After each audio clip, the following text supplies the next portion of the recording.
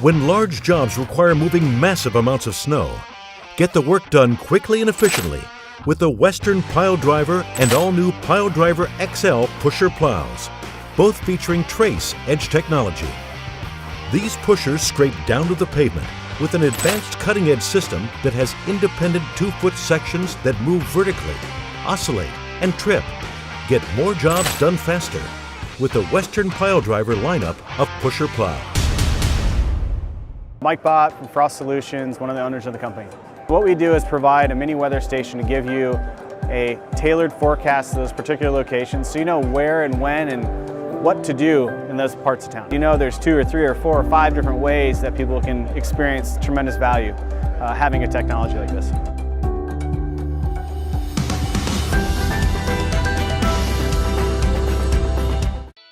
Welcome to the Entrepreneurial Journey with your host, Dave Westcott. The Entrepreneurial Journey is a weekly podcast that streams live every Tuesday at 9:15 a.m. Pacific on Dave's YouTube channel and LinkedIn profile. Now here's Dave with this week's episode. Good morning and welcome to the Entrepreneurial Journey. I'm your host, Dave Westcott, and I have with me special guest Mark Bradley, CEO, LMN, Chairman, LeanScaper. I think the LMN has changed since we put this together, huh? Yeah, absolutely. No longer the CEO, just the founder. A whole new title from me. Back to where I started, just as founder. But there is a new CEO at LMN. His name is Mark Sedgley. He's been CEO of Single Ops for the past year, and as part of the merger, he is officially the CEO, and I am completely retired from LMN. That's good. Congratulations. So you've had such an interesting journey. You went from, landscaping snow to software to now consulting. I mean, that's kind of what LeanScaper is today, right? It's kind of consulting, growing, business development, that sort of thing, lean principles. Yeah. So the idea behind LeanScaper is really kind of 3-part. We're really building a community that really allows landscapers to come together and share best practices, seek out mentorship, and I think really just kind of eliminate the day-to-day, the easiest way to put it would be the loneliness that comes with being a business owner. We really wanted to create a community where like-minded people could just come together, communicate, share ideas, get a little feedback, ask questions, talk to people who have really just been where they're headed. I think that happens at industry trade shows, but it happens in small doses. And I think creating a community where that can just be the norm every day, where people can go and find what they're looking for or what they need, is kind of missing from the industry. So I wanted to create a community. And then I wanted to couple that with a mastermind program that really just allows business owners to follow along through a curated program that consists of like 50 weekly meetings. So every week it's a continuous improvement program where you're joining and you're working through a process of improving your own company. Wow. So it's for business owners and their leaders. And then part 3 to that is really software. So mid-year this year, we will be releasing sort of automated workflow management software that really just helps business owners and leaders minimize the middle management, or at least the demand on middle management, and really allow the field staff to operate a little bit more autonomously, giving them tools that allow them to manage labor, material, equipment, and subs without making phone calls, texts, emails, but rather using a workflow management software that keeps everybody up to date and really allows people to work a little bit more efficiently with less conversation, kind of automates the communication in a business. Wow, that's awesome. So will that tie into LMN, or is this just standalone? Both, actually. We're building the software to be standalone, and it will also integrate with LMN. So, okay, obviously not competitive to LMN in any way, shape, or form. It's a product that actually just allows you to use the data that we collect in LMN and that we forecast in LMN to really manage field operations in a little bit more streamlined way. All the things that LMN wouldn't manage, like triggering orders for materials or requests for equipment or booking days off, or all of these things that just happen in our business, which quite commonly in our industry, people try to write SOPs to, manage all of these things. But the reality is, and, I had a large landscape company. I wrote all kinds of SOPs, but I always knew where they went and where they stayed, which was, in a dusty shelf somewhere. And it's difficult to actually train people on SOPs and hold them accountable to SOPs. And so really what this workflow management software does is it kind of automates a lot of that. And sure, of course, we still have SOPs, but much fewer. And we really rely on AI generated technology to automate the workflows, as opposed to relying on people to memorize SOPs or standardize, a workflow that is highly fragmented and impacted by many people. Wow, that sounds amazing. So you've been super busy. And when did you start to think about this LeanScaper? When did this start to come into your mind? How long did it take you to build it out? Yeah, this is the crazy part. So 2006, we built this software for my own landscape company. Okay. And between that time, in the following 10 years, the company went from 6 million to 50 million. And largely because of what we had built in LMN and this other tool, which at the time, we called it our operations hub, is what we called it. And we didn't ever actually get around to building this software for LMN, just for a whole myriad of reasons. Investors weren't necessarily as bullish on building something quite as powerful and robust as I was. Sure. And also, I definitely was really waiting to capture the AI technology that was kind of always coming to market. Yeah. But over the past few years, the ability to develop and utilize AI for software companies has really changed. And I felt that it was time for us to layer that tool into what we've always been doing with LMN, utilizing AI so that we could be a lot more predictive and a lot more automated in the way that we operate day to day. When I had built that application years ago for my own landscape company, it was pretty basic. It was a web application that we had built that basically allowed field workers to touch buttons on a tablet to do everything that they'd ever need to do, rather than relying on standard SOPs. And it worked great, but it had its limitations. And I think what we're able to build now is definitely a lot different than what we had back then. So super excited. Just I think about the timing in the world and the way that technology's changed, particularly with AI. And so I would say over the last 2 years, I really started to rethink what we had built there in the past. And I started really putting a lot more emphasis around putting a plan together to build an automated workflow management system specifically for the landscape and snow industry. I love it. I think that's fantastic. I also see, I see on LinkedIn, I see what you're doing there, very active, very busy.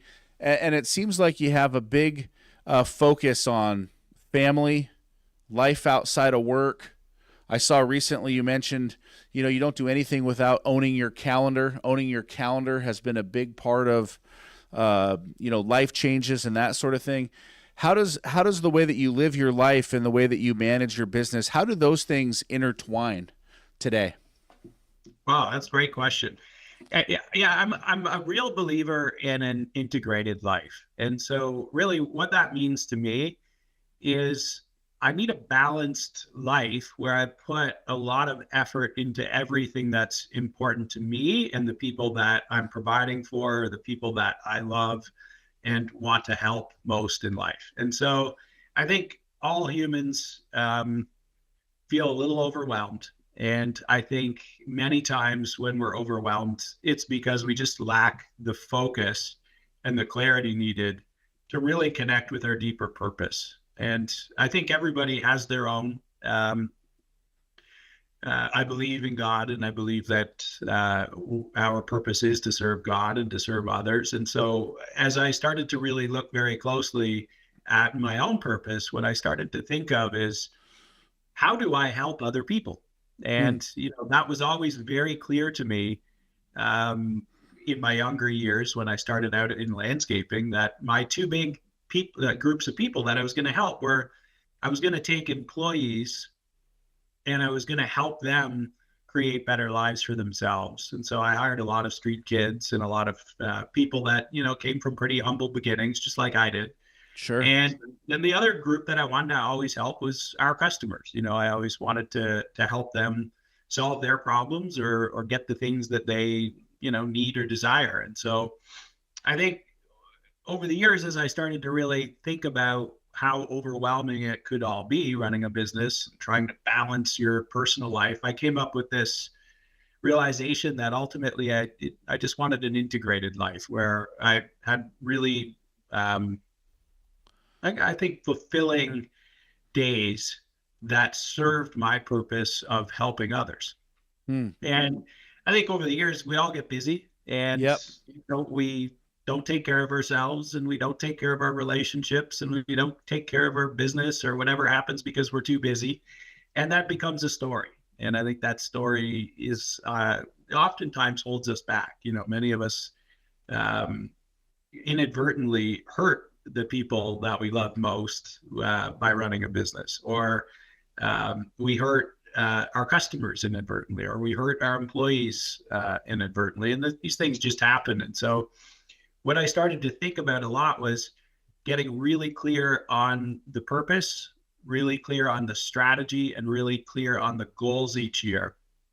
And then just building an integrated life. And so that integrated life for me is pretty simple, really. I have 5 goals personally, and those are my business goals as well. I just, I feel like I live my life from within. And so I should create one set of goals.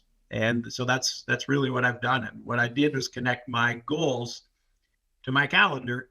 And so I only spend time doing things that serve my goals. And my goals are really simple. First off, I'm going to optimize my mental and physical health so that I can show up the best for all of the people that I serve. Second, I'm going to optimize my romantic relationship. Third, I'm going to optimize my relationship with family, friends, employees, coworkers, community. Fourth, I always want to be learning. I just want to be continuously learning and becoming the best version of myself. And then last, I'll work on optimizing my business. And so I kind of just built my calendar around those goals. And that's how I really decide to spend my time. And in that order. And I prioritize it, and I calendar a year at a time. And I know where I'm going to be and what I'm doing. But every week on Sunday night, I just sit down and revisit that calendar and make my tweaks for the week. But generally, a lot of recurring meetings, block time for each of those areas of my life. And that way, I just feel like I designed my life and then I get to live it. It's exciting. I love that. And you know what? I love the goals. And I was actually doing, I do devotion time in the morning. I just focus. I believe in God too. I pray, I read my Bible, I do different things. And this morning I was thinking, there's 8 days left in the year, basically, before we start a new year. And I said, what are the top 3 things that I want to accomplish? Well, 1, I want to cross 600 miles ran this year. I'm at 566. 2, I want to complete the year with reading the Bible, devotion, journaling, strong, 8 final days. And then 3, I want to get in 1 hockey game with my son where we play together. I love playing hockey with him. And so I just found it interesting because when I was going through those goals, those are the top 3 things I needed to get done in the next 8 days. None of them had anything to do with business. I love how when I listen to your top 5 goals, the optimization is about the top 4 are about mental and physical, romance, family, and then continuing to learn, and business is last. And I think that when business becomes all consuming, it's almost when we lose focus on everything else. And I've got a question for you around that, because I love listening to what you share. I love reading your posts online. I love following what you do. And here's the question that I have, because this is what I see from a lot of entrepreneurs posting on social media or asking questions or being at industry events. And it kind of goes like this. Mark, if I didn't work round the clock, my business would fail and I'd let everyone down. I don't know how to get this life that you have. How do you answer that question when you're working with so many entrepreneurs? Yeah, it is a big question, and I think my ability to answer the question probably resonates well with my peers in the landscape industry, because I'm pretty honest about the fact that I probably screwed this up as bad or worse than most people that I've met, in the sense that I went all in business. I put business at the top of that list for 15 years, and I ruined a marriage. I ruined a lot of relationships. I really significantly hurt my health. I had to lose 140 pounds. I definitely screwed up a lot of good relationships with employees and with customers. And I'm pretty honest about telling those stories, because I think my purpose now, and I can tell you this is 100% clear to me, is just to help other people avoid the mistakes and the pain and struggles that I either caused or went through throughout my own career. And at this phase, I definitely don't work for money anymore. I'm retired more or less financially. What I do nowadays is just purpose driven, and ultimately, what I like to do is help people avoid making the same mistakes, because I do believe in God and I believe in the ripple effect. And I think when we teach others how to avoid some of the mistakes that we've made, we're doing God's work. And ultimately, that's how I choose to spend my time. I love that. For the 31 to 40-year-old entrepreneur out there who's in that kind of that middle of life grind, they're pushing, they're not taking care of their health, they're neglecting their relationships. What is the first thing they need to do to get on track? How do you even start putting that one step forward? Yeah, it's a great question. And so what I usually try to tell people is this: you have to create a vision for your life. We have to begin with the end in mind in just about anything that we do if we want to actually find success. And so I find that many people don't have a vision for their life. It's scattered and it's here and there. And I think, ideally, even stretching out more like 25 years, which, one of my personal coaches challenged me to do last year, which was new for me. I was only ever planning 10 years at a time. Pretty good, solid 10-year plans, but I wasn't looking out 25 years. And I'm not saying you have to start at 25, but when you really think about it, beginning with the end in mind, even 10 years at a time, what you're doing is you're actually saying, in 10 years, this is exactly what I want my life to look like. And this is the impact that I would like to have had on humanity or the people in my life. Now, when I can clearly see what that looks like, then I can kind of design a life that allows me to enjoy and have a fulfilling life, but also create milestones each quarter, each year that gets me to that point in the future. And so it's kind of like reverse engineering in a way. If you don't know where you're going, you'll probably never get there. Right. So all I want to know is, what does life look like in 10 years? And then I can very simply say, what am I going to do this year that's going to reasonably get me closer to where I want to be in 10 years? And what do I want this year to look like? I don't want to just live for the future because there's no fun in that. I want to think about the 10-year while creating the perfect year in front of me. But I want to engineer my life so that I'm really living in the moment and I'm enjoying my life and I'm having the impact on the people that I want to have an impact on now. But I also want to be considerate of the fact that there's some things that I need to be doing this year that get me where I'd like to be in the future. I think what happens for a lot of people, particularly young business owners, and this happened to me, I got hyper fixated on the 10-year and I wasn't living in the moment. And I certainly wasn't treating myself good. I wasn't treating my family, my friends, my workers as well as I should, because I was always thinking, well, I have to do this for the future. I have to get this done. I have to grow. I have to build this next phase. I got to move to a bigger shop. There was always something. And I think what ends up happening to us is we end up thinking that there's just always this next peak that we need to get to.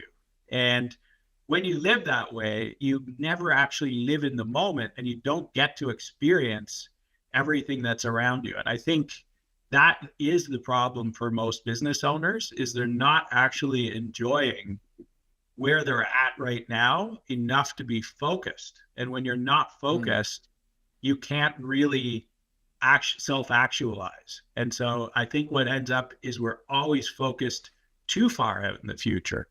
It sounds crazy because I told you to start with a 10-year plan, but what the 10-year plan actually sets us up for is this ability to create a 1-year plan with quarterly goals that really, I think, just allows us to be more in the moment and appreciate what we're doing and how it's serving our long-term vision.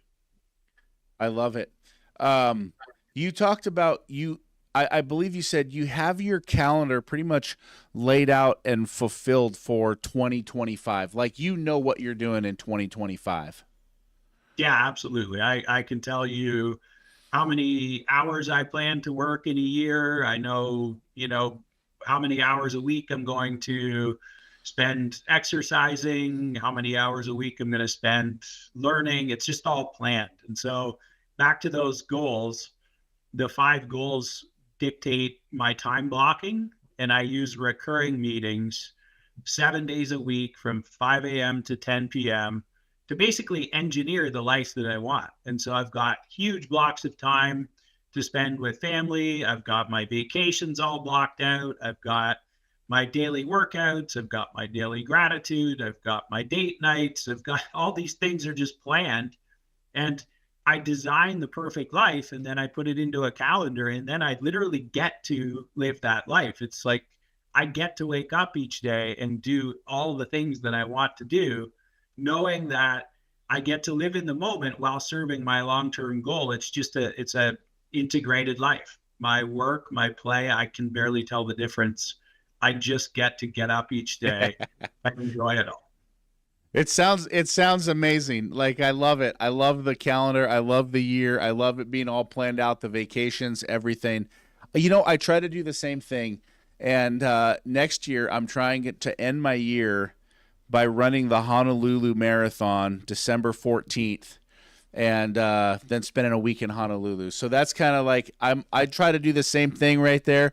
I'm just deciding, like, I'm just putting the final touches on, do I want to do a full marathon or a half marathon in December? I don't know. We're just going to see how it goes. But I love that planning because it really gives you things to look forward to, but it also helps you set the stage and the expectation with family. And I think so often what happens is, as the leader or leading your family or, whatnot with your kids, like, sometimes your family doesn't know where you're going. Like, you might be great in business at, like, hey, we're running the EOS system or, whatever system you're running. Sure.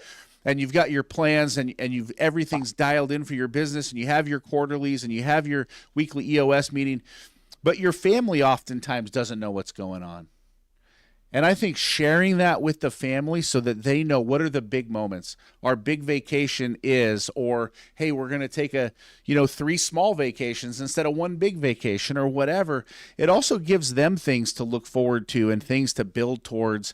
And it helps to build that excitement in the family.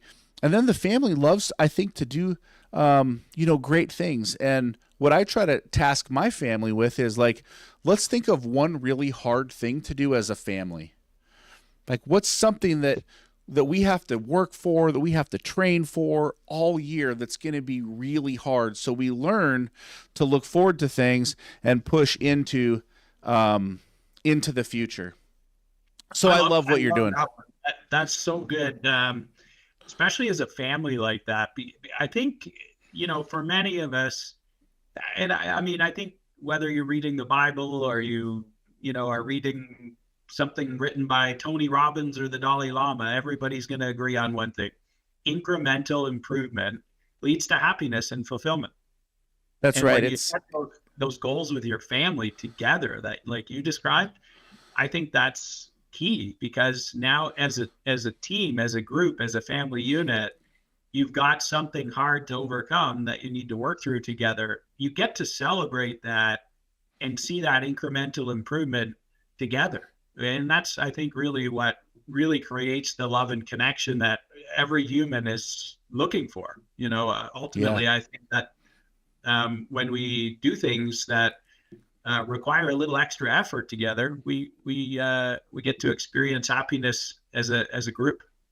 Yeah, we do. I think it's phenomenal, and it shows the kids too. If people have kids or whatnot, but it shows them, that you work hard for something and then you have some celebration. Like, work hard and celebrate. Work hard and celebrate. I think so many times, I watch the entrepreneurial journey, and I watch the entrepreneurs, and there's these little wins, and they just let the little wins pass by, and they get, so stuck in the, oh, I've got to make payroll, or, oh man, I can't believe I lost a key employee, or, oh man, I can't believe we wrecked that truck, or, whatever, we lost this key account.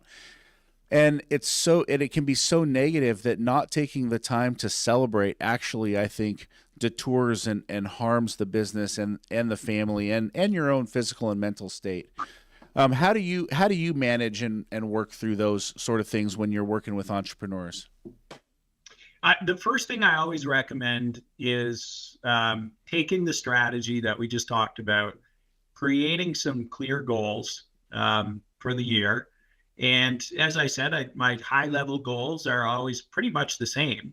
But the things that I'm going to do each quarter to get an improvement are going to be different. And so I look at those like initiatives. And so what are my initiatives for Q1 2025?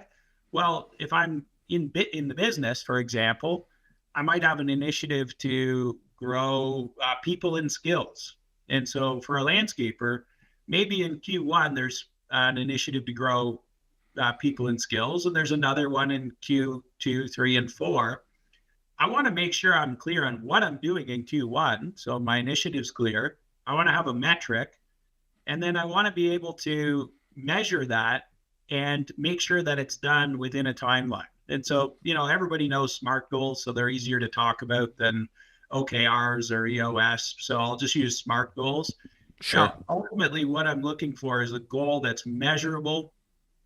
It has to be a goal that is time bound, and I want to assign it to the people that it's relevant to. And of course, we want to make sure that it's a reasonable goal. And so when we think about creating the goal and the metric, what I always coach people to do is always share the goals and the metrics and the timelines with everybody that it's relevant to. And then you get to celebrate together. You actually get to talk about the things that aren't going well with some ration rather than emotions. And then when things are going well, you get to celebrate.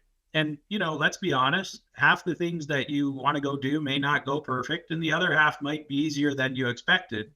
The nice part is you get to celebrate the things that are going really well, and you build some momentum to put toward the things that aren't going so well. So usually what I try to say is being a metric-based company is actually more about creating fulfillment in the work and creating an opportunity for happiness, both for you as a leader and for your team, because you get to have rational conversations, you get to celebrate, and then you get to focus and do hard things together that you overcome together, just like we were just talking about with family. And so when I'm coaching small startups or massive CEOs of some of the industry's largest companies, I always speak the same language. Whether you're a startup or you're a massive industry market leader, you need to have really clear goals that everyone around you understand and they can measure, and you can meet and continuously improve using metrics instead of emotional reactionary management. I absolutely love that. I've got one question with that. Let's say that the team is sitting around the table and they're putting together these goals, and maybe you've got 5 or 6 people on your leadership team. And let's say you get 2 or 3 of these individuals at the end of the quarter and they don't hit their goals. They missed them. They were far off from them. How do you manage leadership team executive members who are not hitting their goals? How do you work through that as a business leader? Yeah, it's a great question. That's the best part about having a metric-based company is, first off, you know how far they are from reality very quickly. Yeah. So if we've got a target, I'll give an example just to speak to. It might be easier. If we had a target to grow revenue by $6 million in the trailing year, and that goal might be my goal as CEO. I'm going to say, I need to grow the business by 6 million. I'm going to take the goal and I'm going to break it into pieces and I'm going to assign it to others. So let's say I've assigned $1 million to my snow division. Now I'm going to put that snow division target in front of the person responsible for revenue. If I've given them the goal and I've broken it down into a quarterly goal or a monthly goal, ideally, and they start to miss after 1 week, 2 weeks, 3 weeks, 4 weeks, each week, if I'm doing a one-to-one with that leader, they should be telling me that they're struggling to meet the goal. And so if I actually have a good meeting structure in my company where I do one-to-ones with my direct reports, they're always going to have an opportunity to tell me each week that they're running behind, and they should be actually seeking advice or help from me to get it back on track. And so the way that I really like to manage is proactive. And so I'm taking the metrics and I'm actually creating leading indicators to avoid those types of problems down the road. And so what I like to do is when I give a target to an employee, I always like to give them leading indicators to manage to. So for example, if I said to that snow revenue leader, hey, listen, I want this extra $1 million in growth to come in between May 1st and September 1st. In Q1, what am I going to ask them to be doing in order to create enough pipeline for that to actually happen in May? Because if I don't actually have conversations about leading indicators in January, February, and March, then what are they possibly going to do all at once in May to get that revenue growth all at once? And so I create leading indicators ahead of time. So in sales, for example, I would be managing to the pipeline.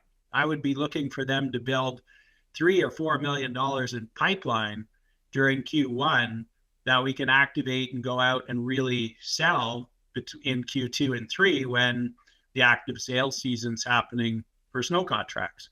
But I have to manage them to something in Q1, and that would be building pipeline. So let's go out and identify who our customers are that we want to meet with. Let's site measure them. Let's build everything we can into the estimate software that we're using so that when May hits, we're not wasting time doing all that stuff. We're just out doing meetings. And I think when we really start to manage to the leading indicators, you don't end up with those hard conversations later where you've missed a goal and now we have to correct it. I think we actually just talk about it each week together. And then if we're off target at the end of a goal period, then we were off target together. And I think that's really what helps people set better goals.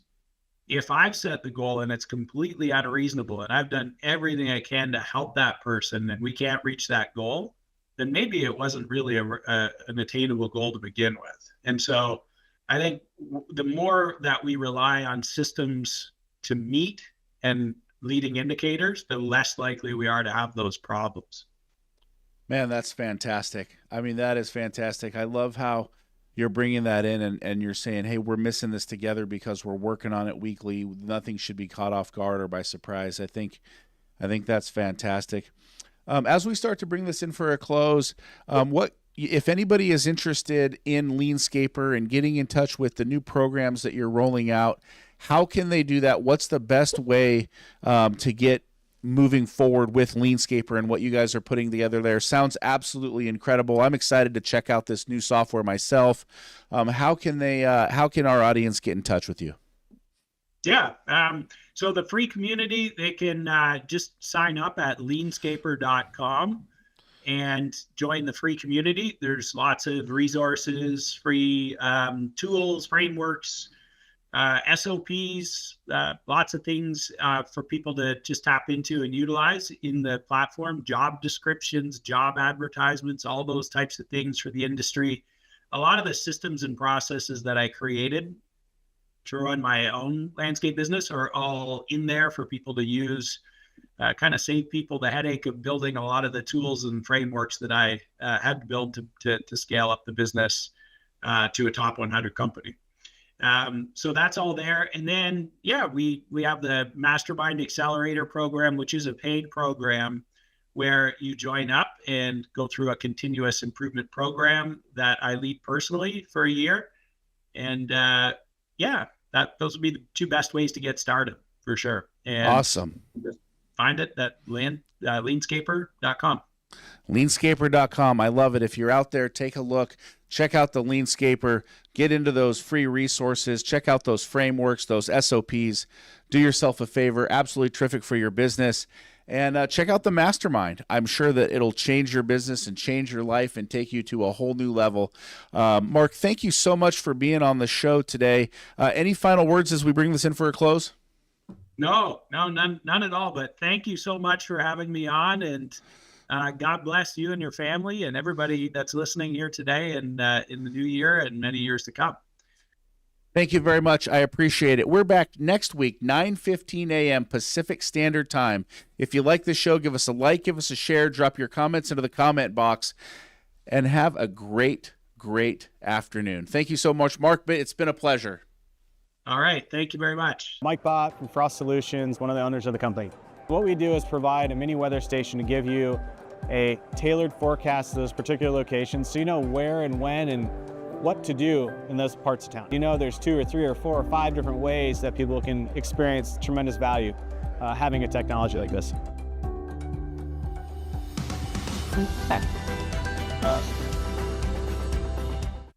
Introducing the all-new Western Enforcer V-Plow. Engineered with all the features, efficiency, and performance of full-size Western V-Plows, built specifically for your half-ton truck. For more information, visit westernplows.com.